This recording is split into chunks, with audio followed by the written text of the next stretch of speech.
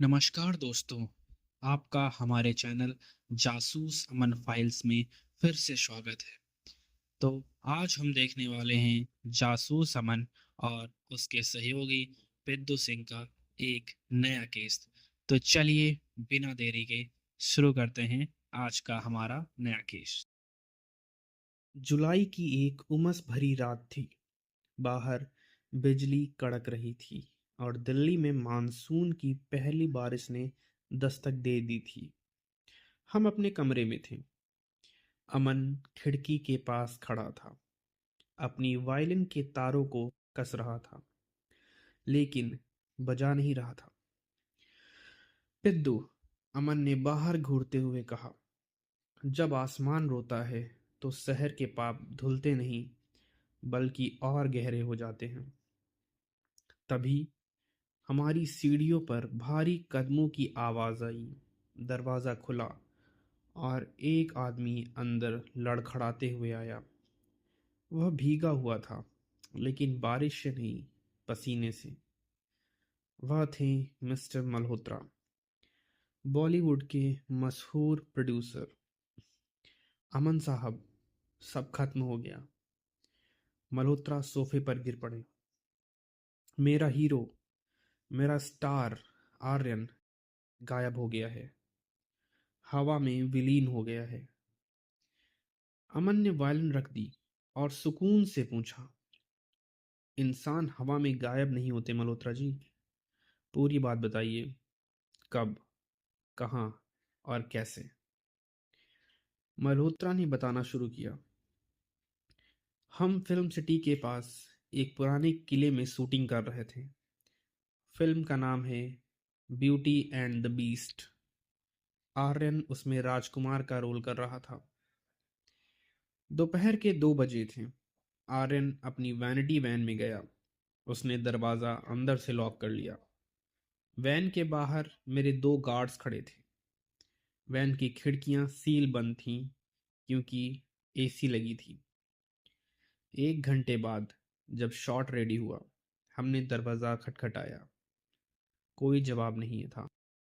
हमने दरवाज़ा तोड़ दिया। अंदर आर्यन नहीं था। वैन बिल्कुल खाली थी।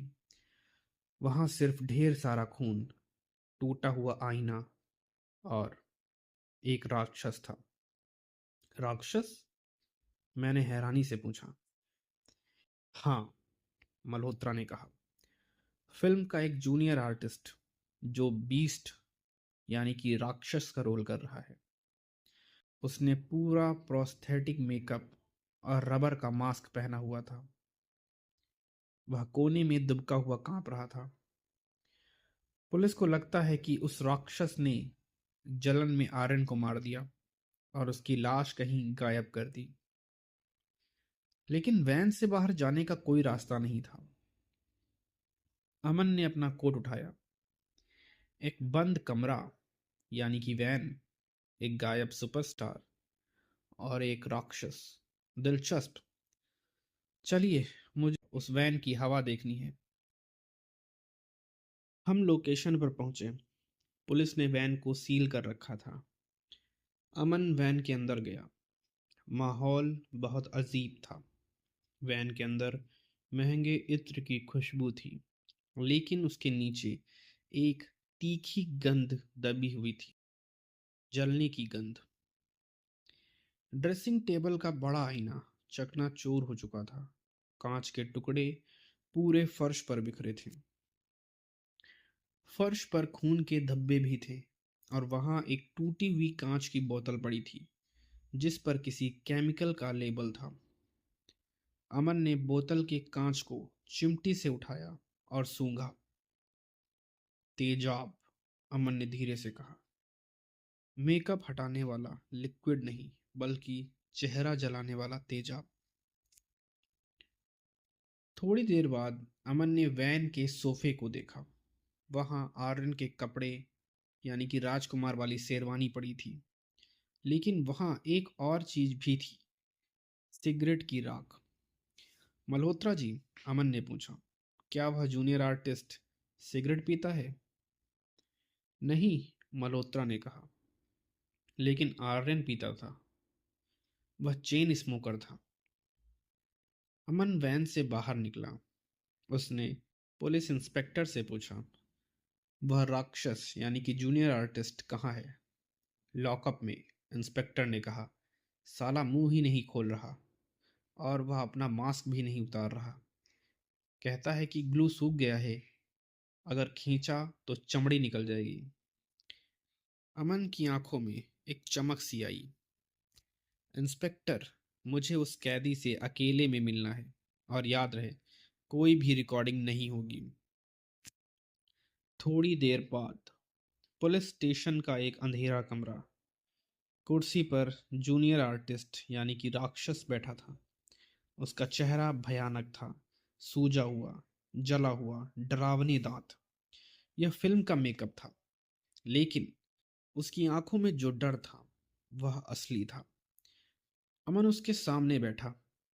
उसने अपनी जेब से सिगरेट का पैकेट निकाला और एक सिगरेट उस जूनियर आर्टिस्ट की तरफ बढ़ाई। जूनियर आर्टिस्ट के हाथ कांपे, लेकिन उसने सिगरेट ले ली। उसने सिगरेट को अपनी दो उंगलियों के बीच एक बहुत ही खास अंदाज में पकड़ा। अमन ने अपनी लाइटर जलाई। काफी बुरा हुआ, है ना आर्यन? जूनियर आर्टिस्ट का हाथ रुक गया। थोड़ी देर के लिए सन्नाटा। बकवास मत करो। जूनियर आर्टिस्ट की आवाज़ भारी और फटी हुई थी।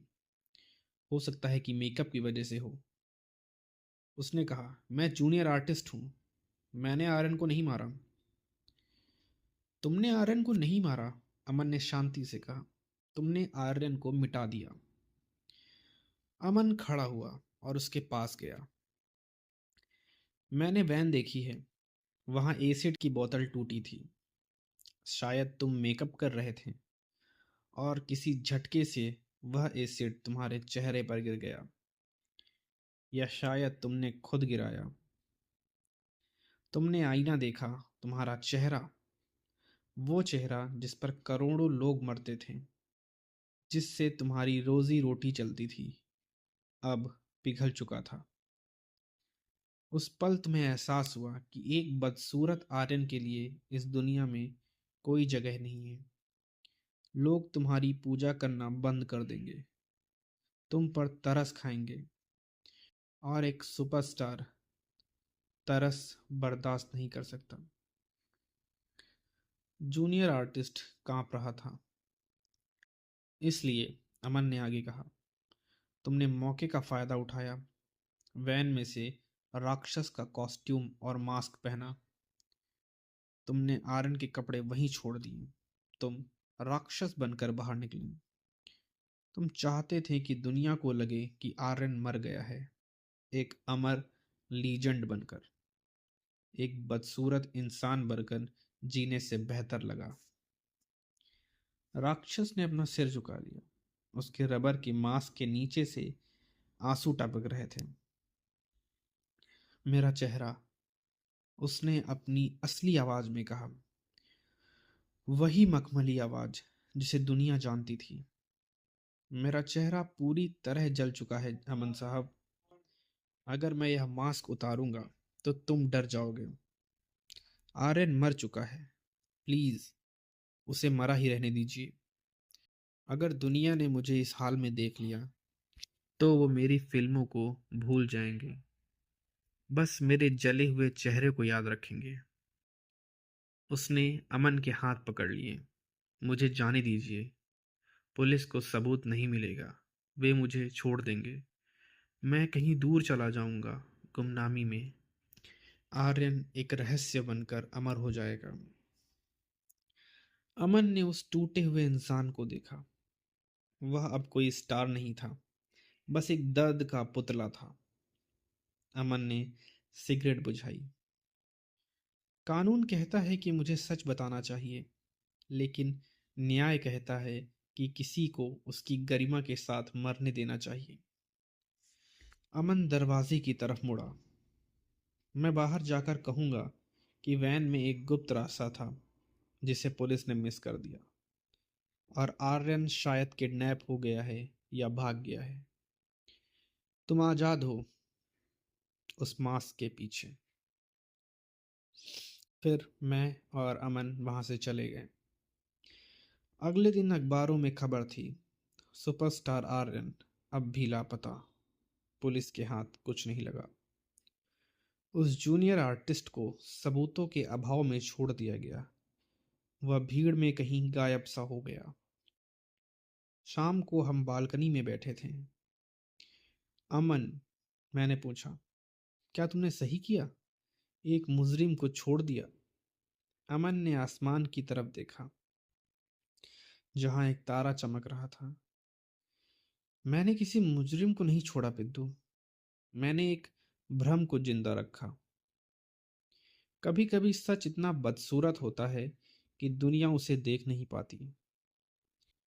आर्यन अब हमेशा के लिए जवान और खूबसूरत रहेगा, लोगों की यादों में। दोस्तों, ये कहानी यहीं तक थी। ये कहानी यहाँ तक सुनने के लिए आपका धन्यवाद। हमारे चैनल पर हर रात एक नई कहानी आ जाती है, उसे भी सुनें। और आप हमारे चैनल को सब्सक्राइब करें, वीडियो लाइक करें।